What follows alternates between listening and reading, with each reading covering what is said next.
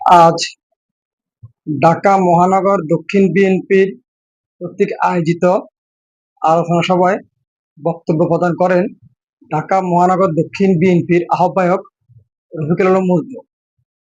বক্তব্য প্রদানকালে তিনি বসুন্ধরার মালিক আকবর সোবহান শাহ আলমকে উদ্দেশ্য করে বলেন, আকবর সোবহান শাহ আলমের অর্থে ফ্যাসিস্ট সরকারের প্রধানমন্ত্রী শেখ হাসিনা ছাত্র জনতার উপরে পুলিশি নির্যাতনের জন্য অর্থায়ন করেছেন। তিনি আরো বলেন, এই ফ্যাসিবাদের দোসর বসুন্ধরা গ্রুপের মালিক, তাকে কেন এখন পর্যন্ত গ্রেপ্তার করা হয় নাই? বসুন্ধরার মালিক সে ছিল শেখ হাসিনার সবচেয়ে বড় একজন দালাল। তার টাকা দিয়ে শেখ হাসিনা এদেশের এই আন্দোলনের সময় প্রশাসনের লোকজনকে টাকা দিয়ে তাদেরকে দিয়ে বিভিন্ন হত্যাকাণ্ডে অংশগ্রহণ করিয়েছিলেন। এখন দেখি সেই ফ্যাসিবাদের দোসর বসুন্ধরার মালিক কি জানো, শাহ আলম,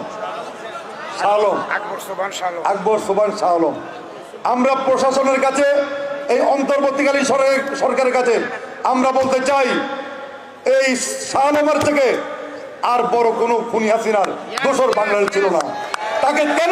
তাকে এখন পর্যন্ত গ্রেফতার করা হয় নাই, এটা আমরা জানতে চাই। দেশকে ফ্যাসিবাদ মুক্ত করতে চান, শাহ আলমদেরকে ব্যবসা বাণিজ্য করার সুযোগ দিয়ে কিসের কারণে তাদেরকে গ্রেফতার করা হচ্ছে না? কি কারণে শাহ আলম এখনো বাংলাদেশে ঘুরে বেড়াচ্ছে? আমরা আজকের এই কর্মশালা থেকে এই সরকারের নিকট আমরা জানতে চাই বিষয়টি।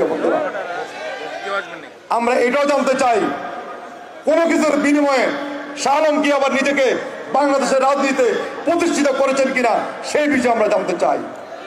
তবে আমাদের স্পষ্ট বক্তব্য, বাংলাদেশের মানুষ যাকে ভালোবাসে না তাকে কেউ রক্ষা করতে পারে না।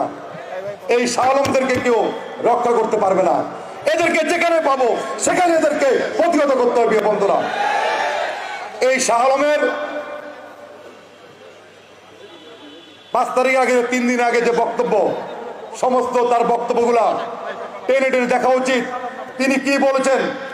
আমি মনে করি সেদিন শাহ আলমের বক্তব্যের কারণে পুলিশ বাহিনী আরো মানুষদেরকে বেশি করে খুন করার উৎসাহ পেয়েছিলেন। এই শাহ আলমের কারণে সেদিন খুনি হাসিনা আরো উৎসাহ পেয়েছেন কিভাবে বাংলাদেশের মানুষকে গুলি করে এই ক্ষমতাকে দখল করে রাখা যায়।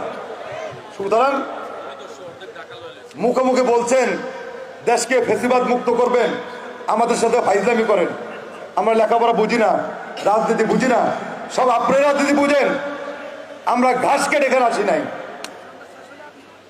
ছোটকাল থেকে আমরা রাজনীতি করেছি, জেল খেটতে খাটতে আজকে আমাদের এই অবস্থা। বছরের পর বছর আমরা জেল খেটেছি, আর আপনারা 1 মাসের আন্দোলন করে বাংলাদেশের সবকিছু মালিক আপনারা হয়ে গিয়েছেন। এটা আমরা কখনো মেনে নিতে পারি না, এটা আমরা মানি না। 16 বছর আমরা আন্দোলন করেছি, হাজার হাজার নেতাকর্মী আমাদের শহীদ হয়েছেন, এবং 1 মাসের আন্দোলনে বিএনপির মতো এত নেতাকর্মী কোন দলের শহীদ হন নাই, এবং এত নেতাকর্মী গ্রেপ্তার হয় নাই। এই নির্বাচনের সময় আমি সহ আমাদের অনেককে টানা 1 বছর আমাদের কারাগারে থাকতে হয়েছে। আপনি কি মনে করেন আমরা এগুলো ভুলে গিয়েছি? না, আমাদের মধ্যে যে অন্যায় করা হয়েছে, অত্যাচার করা হয়েছে, আমাদের সহযোদ্ধাদেরকে হত্যা করা হয়েছে, অবশ্যই বাংলাদেশের মাটিতে এদের বিচার করতে হবে। প্রিয় বন্ধুরা, যদি এখন বিচার না পাই তাহলে মানুষের প্রতিষ্ঠিত যে সরকার বাংলাদেশে আসবে তাদের কাছে বিচার যাব, এবং এদের অবশ্যই বাংলাদেশের মাটিতে বিচার করতে হবে।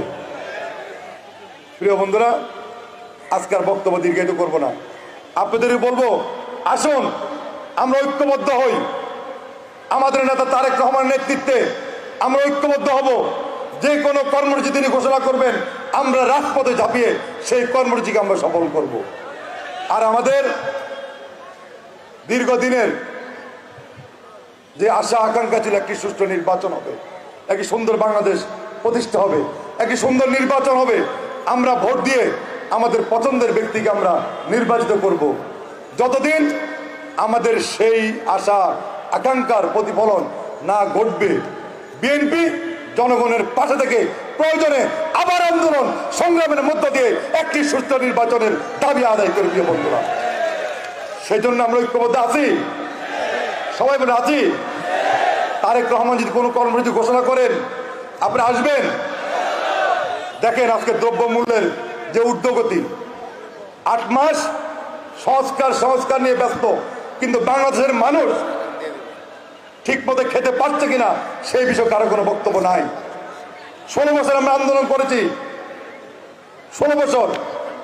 এই দ্রব্যমূল্য ওই আওয়ামী লীগের যে সিন্ডিকেট, এখনো তাদের সেই সিন্ডিকেট হাতেই সমস্ত ব্যবসা বাণিজ্য এখনো নিয়ন্ত্রিত হচ্ছে। ওই তাদেরকে তো গ্রেপ্তার করা হচ্ছে না। তালিকা আমরা ধরে নিব ওই সিন্ডিকেটরা আবার লেবাস পাল্টিয়ে অন্য কোনো নেতা নেত্রীদের দখলে থেকে আবার সে অবৈধ ব্যবসা পরিচালনা করছে।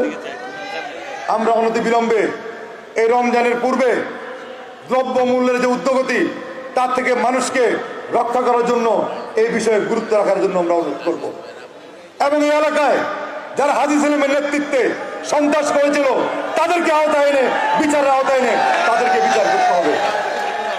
আমরা খবর পেয়েছি অনেকে নাকি হাজী সেলিমের সম্পদ রক্ষা করার জন্য ব্যস্ত থাকে। কারা কারা হাজী সেলিমকে সেন্টার দিচ্ছেন, কারা কারা হাজী সেলিম থেকে সুবিধা নিচ্ছেন, তাদের প্রত্যেকের তালিকা আমরা তৈরি করে তাদের বিরুদ্ধে আমরা ব্যবস্থা নেব।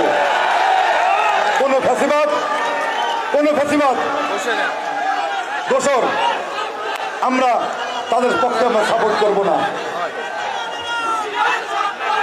একটি কথা মনে রাখতে হবে, এই হাজী সেলিমরা এই এলাকার ব্যবসা বাণিজ্য দোকানপাট দখল করেছেন। আমরা জানতে চাই এখন হাজী সেলিম কিভাবে এখানে ব্যবসা বাণিজ্য পরিচালিত করছে, সেই বিষয়ে আমাদের জানতে চাই। আমরা এই সরকারের নিকট দাবি জানাবো, অনতি বিলম্বে হাজী সেলিমের যে অবৈধ সম্পদ করা হয়েছে তাকে আইনের আওতায় এনে তার সম্পদের হিসাব নিয়ে তার অবৈধ সম্পদ বাতিল করার জন্য আমরা অনুরোধ করব। প্রিয় বন্ধুরা, আমরা শহীদ জিয়ার সৈনিক, রাজনৈতিক দলের কর্মী, কাউকে ভয় পেয়ে আমরা রাজনীতি করি না।